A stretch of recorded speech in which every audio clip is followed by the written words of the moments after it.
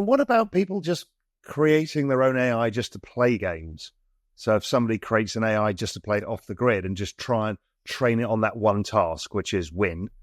Yeah. I mean, this is a really... That's got to be happening. So you're going to need, like we do elsewhere, we're going to need proof of humanhood and...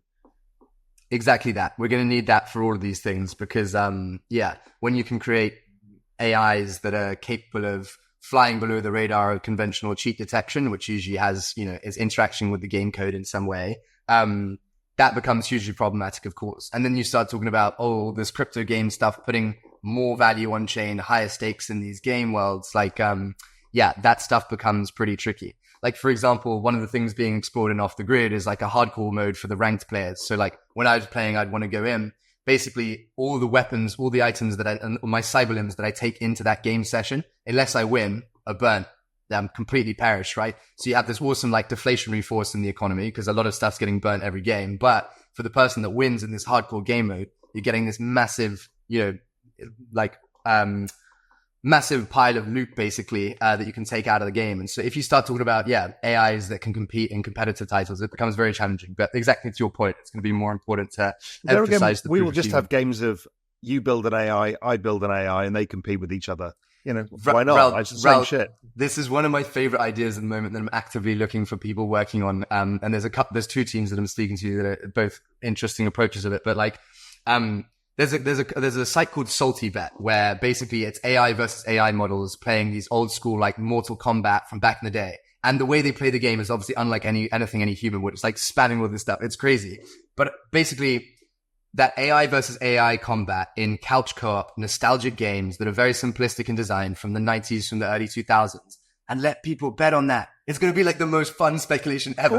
And so then you start introducing like, okay, obviously it's cool watching them fight. You're also driving technology forwards because you're forcing people to get better and better and better at creating these Totally. AIs. So I love that idea of like a marketplace of like model versus model game playing. And I also think it becomes even more interesting as a spectator and a speculator if there's, you can fuck with one of the models, right? So I can do like a lag spike, like slow down time for one of them. And like, if you have some degree of audience interactivity on top of this AI versus AI stuff, it'll be so cool. And so, I'm really excited to see what the future holds for all of that.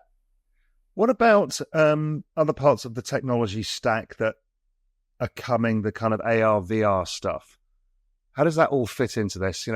Again, all of these things keep going in fits and starts, but they're all going in the direction that you laid out in the very early kind of metaverse thing. People just don't see it because people are too short-term in their understanding. But, we seem to be moving forwards between Meta, Apple, and a bunch of others. We're getting closer to that.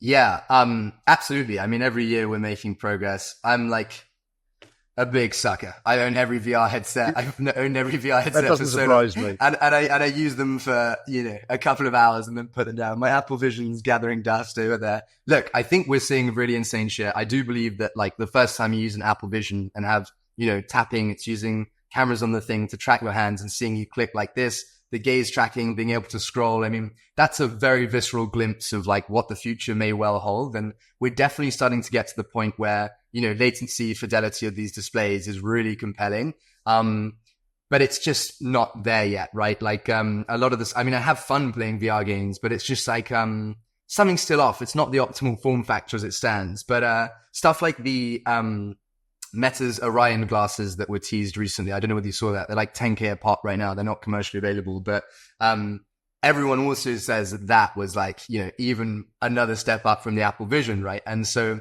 when you look at the insane like capex that's gone into, Meta, like losing money, tens of billions year after year, like good is going to come of that. Zuckerberg has actually become one of the unsung heroes of our time, right? Like, who'd have thought that, right? Open source models, right? Like with all of the AI piece, and then also just putting everything into the like, basically democratizing access to like mixed reality headsets because the fact that those things cost 250 quid now is mind blowing, right? Like it's really cool. And so I think we're going to get there. I think we're going to get there, by the close of the decade, let's say.